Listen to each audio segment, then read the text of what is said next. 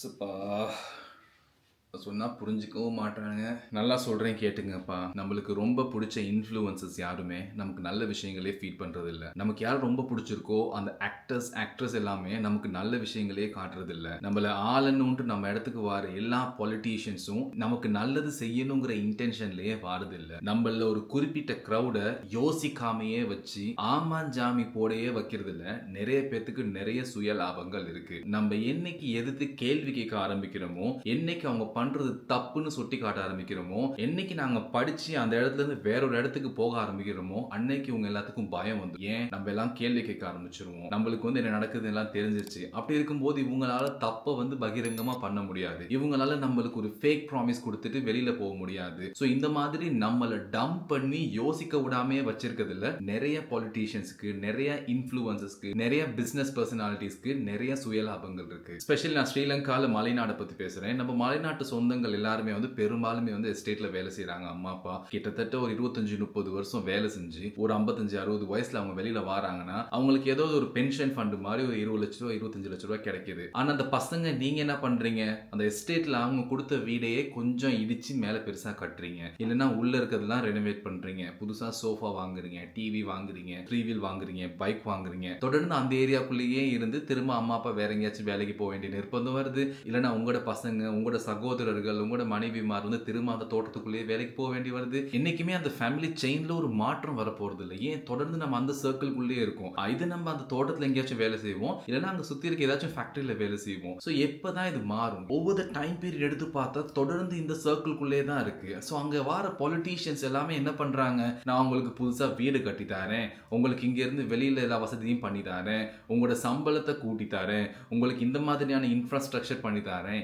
இந்த மாதிரி ஃபெசிலிட்டிஸ் உங்களுக்கு பண்ணி தரேன் அப்படின்னு சொல்லி உங்களுக்கு நிறைய ஆசைகளை காட்டி அப்படி பண்றேன் இப்படி பண்றேன்னு சொல்லிட்டு ஒரு ஃபேக் ப்ராமிஸ் கொடுத்துட்டு அவங்க வாராங்க. அவங்களுக்கு தேவையான விஷயங்கள் பண்ணிக்கிறாங்க. அவங்க வேணுங்கிற அளவுக்கு சம்பாரிச்சுக்கிறாங்க. அவங்களுக்கு பாத்தீங்கன்னா உலகம் பூரா ஏகப்பட்ட சொத்து இருக்கும், ஏகப்பட்ட ஃபெசிலிட்டிஸ் இருக்கும். ஆனா இன்னைக்கும் நம்ம மக்கள் அந்த எஸ்டேட்ல அந்த ஒரு நாள் சம்பளத்துக்காக கஷ்டப்பட்டுக்கிட்டு இன்னைக்கும் நிறைய பேர் போராடிக்கிட்டு இருக்காங்க. சோ அம்மா அப்பா ஜெனரேஷன்ல தான் இந்த மாதிரி கஷ்டப்பட்டு போராடுறாங்கன்னா அட்லீஸ்ட் அடுத்து வார அந்த பசங்க ஜெனரேஷன் கொஞ்சம் முழிச்சுக்கோங்க. அம்மா அப்பா கஷ்டப்பட்டாங்க. அட்லீஸ்ட் அவங்களோட ரிட்டையர்மெண்ட் லைஃப் சரி நம்ம அவங்களுக்கு கொஞ்சம் பெட்டரா கொடுக்கணும். அவங்களோட ஃபண்ட்ஸை நம்ம ப்ராப்பரா யூட்டிலைஸ் பண்ணணும். ஒன்னு நீங்க ஏதாச்சும் சொந்தமா பிசினஸ் பண்றீங்களா, இல்லாட்டி வேற ஏதாச்சும் ரொம்ப பொட்டன்ஷியலான ஒரு விஷயம் பண்றீங்களா, இந்த மாதிரி நிறைய கன்சிடர் பண்ணுங்க. நல்லா படிக்க பாருங்க. ஸ்பெஷலி அங்க இருந்து எப்படியாச்சும் வெளியில வர பாருங்க. நம்மள சுத்தி இருக்க ரொம்ப கொடூரமான மிருகம் யார் தெரியுமா? பொலிட்டீஷியன்ஸ் தான். இந்த பொலிட்டீஷியன்ஸ்னால இந்த உலகமே நாசமாகிட்டு இருக்கிறது நம்ம கண் கூட பாத்துக்கிட்டு தான் இருக்கும். ஈவன் ஸ்ரீலங்கன் ஹிஸ்டரி எடுத்துக்கிட்டா கூட யுத்தத்துக்கு அப்புறமும் கூட எவ்வளவு டிசாஸ்டர்ஸ் நடந்துச்சு. இதுக்கு பின்னுக்கெல்லாம் யார் இருக்கா? பொலிட்டீஷியன்ஸ் தானே இருக்காங்க. சோ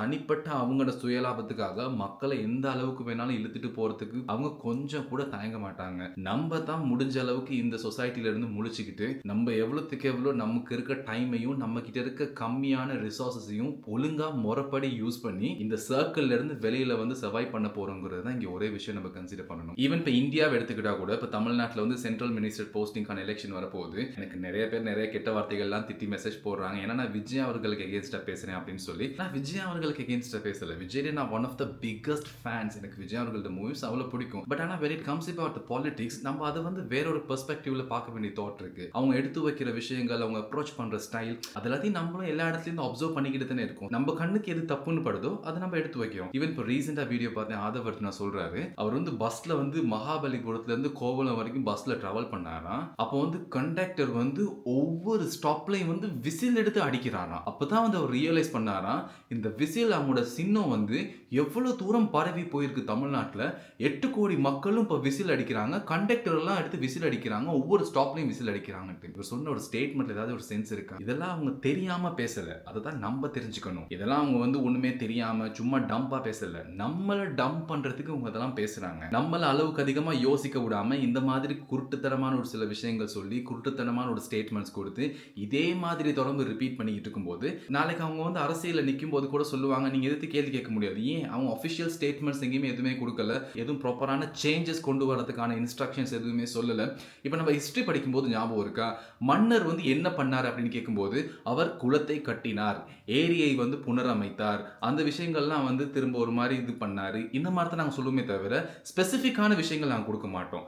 அந்த மாதிரி தான் எல்லாருமே எல்லா பொலிட்டீஷியன்ஸ் வரும்போது எப்படி தான் பண்ணுவாங்க, பெண்களுக்கு நான் பாதுகாப்பு தருவேன், குழந்தைகளுக்கு பாதுகாப்பு தருவேன். அது வந்து சும்மா ஜென்ரலா யாரு வேணா சொல்லிட்டு போயிடலாம். ஆனா ஸ்பெசிஃபிக்கா இந்த சேஞ்ச் இப்படி வரும் அப்படின்னு ஸ்டாட்டிஸ்டிக்கலி வந்து யாருக்கும் பேச முடியுமா? பேச மாட்டாங்க. மேபி நமக்கு ஒருத்தவங்களை பிடிச்சிருக்கு, ஃபேனா இருக்கலாம். ஆனா when it comes about politics நம்ம அது ஒரு வேற ஒரு பெர்ஸ்பெக்டிவ்ல பார்க்கணும். நம்ம கண்டிப்பா வந்து கொஸ்டின்ஸ் ரைஸ் பண்ணணும். நம்மளோட கன்சர்ன்ஸ் கண்டிப்பா வைக்கணும். ஏன் நாளைக்கு நம்மள ரிப்ரசென்ட் பண்ற இடத்துக்கு அவங்க வரணும்னு நினைக்கிறாங்க. அப்படி இப்ப இந்தியாவில் வந்த ஒருத்தர் தான் பிரைம் மினிஸ்டர். இஸ்ரேல் பற்றி என்ன சொன்னாரு? India motherland, Israel fatherland. Israel வந்து உலகம் பூரா பண்ற அட்டூழியம், அநியாயம் நம்ம எல்லாம் எவ்வளவு பார்த்துக்கிட்டு இருக்கோம். இதுக்கு பிஹைண்ட் த சீன்ஸ் எவ்வளவு விஷயங்கள் அவங்க பண்றாங்கன்னு சொல்லிட்டு நம்ம எல்லாத்துக்கும் நல்லாவே தெரியும். முன்னெல்லாம் சரி ஓரளவுக்கு தெரியாது. பட் இப்போ இன்டர்நெட்டும் இப்போ எல்லாருமே எடுத்து கேள்வி கேட்க ஆரம்பிச்சிட்டாங்க. எல்லாருமே ஓப்பனா வந்து ரிவீல் பண்ண ஆரம்பிக்கிறாங்க, தைரியமா பேச ஆரம்பிக்கிறாங்க. நம்மளுக்கு நிறைய விஷயங்கள் அப்பட்டமா வெளியில வருது. அப்படி இருக்கும்போது இப்போ நான் என்ன யோசிக்கிறேன்னா, எனக்கு நிறைய பேர் வந்து நீ இப்படி பேசாத, அப்படி எதிர்த்து பேசாத, அப்படி கதைக்காதுங்கும் போது நான் ஏன் சொசைட்டில நம்ம மக்களுக்கு முன்னுக்கு தப்பா நடக்கிற ஒரு விஷயத்தையே எடுத்து காட்டுற யோசிக்கிறேன்னா, உலகத்துல எங்கேயோ நடக்கிற ஏதோ விஷயத்தை நினைச்சு நான் கவலைப்படுறதுல என்ன இருக்க போகுது? ஒரு விஷயங்கள் யாராவது சொல்றாங்கன்னா, எவ்வளவு பெரிய இன்ஃப்ளூயன்ஸா இருந்தாலும் சரி, எவ்வளவு பெரிய ஆக்டரா இருந்தாலும் சரி, எவ்வளவு பெரிய பொலிட்டீஷியன், எவ்வளவு பெரிய ஒரு பிசினஸ் ப்ரொஃபைலா இருந்தாலும் சரி, அவங்க சொல்ற விஷயங்கள்லாம் பிளைண்டா நம்பாதீங்க.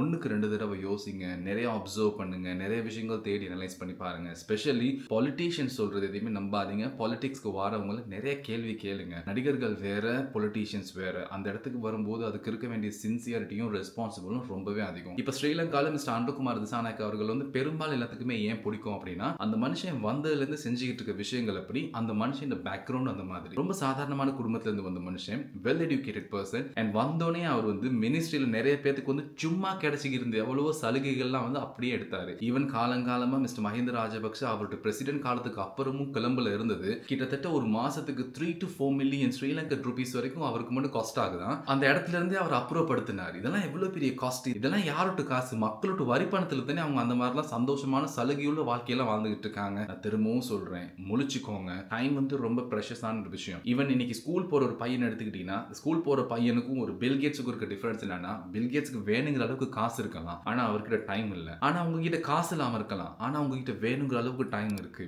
ஸோ அந்த டைமை ப்ராப்பரா யூட்டிலைஸ் பண்ணுங்க. யாருக்கு உங்க ஆதரவு கொடுக்குறீங்க அப்படிங்கறது ரொம்ப கன்சர்ன் பண்ணுங்க. அண்ட் யாரும் உங்களை நாளைக்கு ஆளணும் அப்படிங்கிறதையும் நீங்க ரொம்ப கவனமா தீர்மானிக்கணும். நான் சொல்றது உண்மையா பொய்யாங்கிறது கீழே கமெண்ட்ஸ்ல கொடுங்க guys. அண்ட் இந்த வீடியோ பிடிச்சிருந்துச்சுன்னா சப்ஸ்கிரைப் பண்ணுங்க.